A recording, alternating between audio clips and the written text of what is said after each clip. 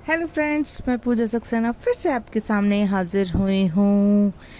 जैसा कि आप लोगों को पता है कि हम ट्रिग्नोमेट्री की एनसीईआरटी की एक्सरसाइज को चला रहे हैं। कोशिश रहती है हमारी एक वीडियो में 1 से 2 क्वेश्चन ही आपको कराए जाएं ताकि वो क्वेश्चन आपके माइंड में क्लियर हो जाएं।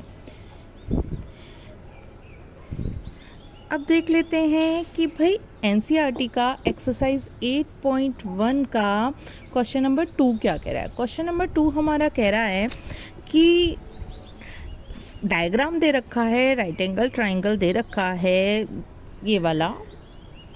अब हमें tan p minus cot R की वैल्यू कैलकुलेट करनी है। अब tan p minus cot R की वैल्यू कैलकुलेट करनी है तो देखिए भाई p और कॉट आर, एक बार तो इस एंगल के रिगार्डिंग बात करनी है तभी हम tan p निकाल पाएंगे, एक बार हमें इस एंगल के रिगार्डिंग बात करनी है तभी हम cot r निकाल पाएंगे। सबसे पहले हमें एक चीज़ क्लियर है इस डायग्राम से कि ये क्या है, 90 डिग्री का एंगल है। 90 डिग्री के सामने वाली साइड को क्या कहते हैं, हाइपोटेनियस कहते हैं। पाइथागोरस थ्योरम अप्लाई हो जाती है हमारी राइट एंगल ट्राइंगल पे। अब पाइथागोरस राइट एंगल ट्राइंगल पे अप्लाई हो जाती है तो पाइथागोरस कहती है कि square of hypotenuse is equals to sum of square of both sides. तो यहाँ से मैं कह सकती हूँ कि भाई पी आर का स्क्वायर इक्वल होगा किसके, square of P Q plus square of Q R. ठीक है। अच्छा, अब यहाँ मैंने पी आर की वैल्यू रख दी। The value of P R is 13, value of P Q is 12 and the value of Q R I don't know. Square of 13 is 169, square of 12 is 144 Q R square. अब यहाँ से मैं कह सकती हूँ 144 लेफ्ट हैंड साइड ले गए, 169 minus 144 is equals to Q R square. तो यहाँ से मैं क्या कहूँगी, यहाँ से मैं कहूँगी 169 में से 144 सब्ट्रैक्ट करेंगे तो क्या बचेगा, मेरा बचेगा 25 is equals to Q R square, या कहीं square of 5 is equals to Q R square, या कहीं क्यू आर की बेसिकली मेरे पास वैल्यू आ गई, Q R is equals to 5। अब एक बार तो मुझे tan p की वैल्यू कैलकुलेट करनी है। tan p का मतलब ये, ठीक है। जब मैं p के रिगार्डिंग बात कर रही हूँ तो p से जो जुड़ी हुई 2 साइड्स हैं, जो सबसे लंबी साइड है वो कहलाती है हाइपोटेनियस, तो ये तो परमानेंटली हाइपोटेनियस हो गई। लेकिन p से जुड़ी हुई जो दूसरी साइड है वो कहलाएगी base for regarding for p, और P की जो सामने वाली साइड होती है वो कहलाती है परपेंडिकुलर। तो P के लिए ये तो हो गया हमारा परपेंडिकुलर और ये हो गया हमारा बेस। तो जब मैं tan P के बारे में बात करूँ तो tan P क्या होता है हमारा, tan P होता है परपेंडिकुलर अपॉन बेस। तो कहूँ भैया परपेंडिकुलर P के लिए क्या हो गया, सामने वाली साइड, तो कहूँ QR upon PQ। Q R की वैल्यू तो हम कैलकुलेट कर चुके हैं 5, और पी क्यू की वैल्यू ऑलरेडी गिवन है तो हो गया 5/12। अब बात कर लेते हैं हम कॉट आर की।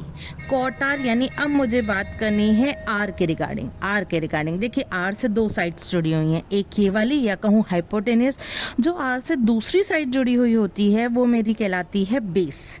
ठीक है। तो अब क्यू आर की वैल्यू क्या है, 5 सेंटीमीटर।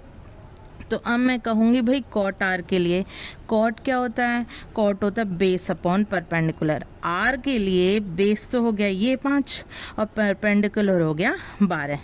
तो कॉट आर की वैल्यू मैं कह सकती हूँ बेस अपॉन परपेंडिकुलर, तो बेस हो गया हमारा क्यू आर, पी और परपेंडिकुलर हो गया हमारा पी क्यू।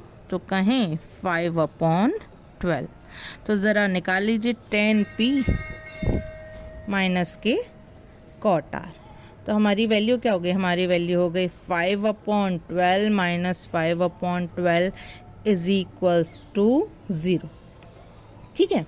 अब ज़रा बात कर लेते हैं हम नेक्स्ट क्वेश्चन की। क्वेश्चन नंबर 3 क्या कह रहा है, साइन ए की वैल्यू दे रखी है, cos A and tan A I have to calculate. तो देखिए ए, चलिए ऐसा करते हैं,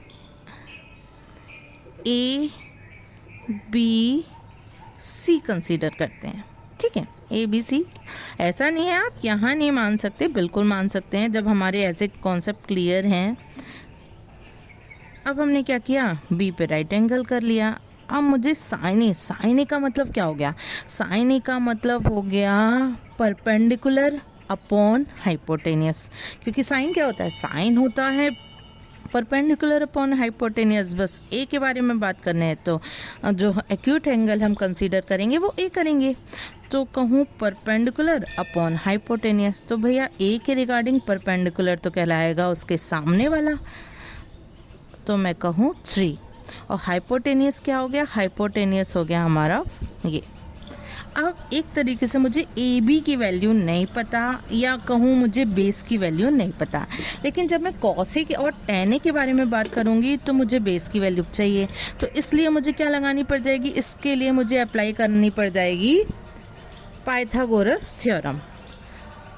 चलिए देखते हैं, पाइथागोरस अप्लाई करते हैं। Square of hypotenuse is equals to sum of square of both side. तो एक को मैंने 3 कर लिया, एक को मैंने कहा ए बी। तो यहाँ से 16 is equals to 9 plus A B square. तो 9 इधर चला गया तो बचा 7, ए बी स्क्वायर की वैल्यू आ गई 7, या मैं कह सकती हूँ कि ए बी की वैल्यू आ गई √7। अब मुझे बेसिकली क्या करना है, या कहूँ ए के रिगार्डिंग बेस की वैल्यू आ गई √7। अब कॉस ए की वैल्यू कैलकुलेट करनी है। कॉस होता है बेस अपॉन हाइपोटेनियस, या कहूँ √7 अपॉन 4। और 10 क्या हो जाएगा, 10 होता है हमारा perpendicular upon base. Perpendicular upon base, देखिए ए के रिगार्डिंग सामने वाली साइड परपेंडिकुलर कहलाती है, और हाइपोटेनियस को छोड़ के जो दूसरी साइड होती है जुड़ी हुई ए से, वो बेस कहलाती है। तो 10 हो गया 3 अपॉन √7।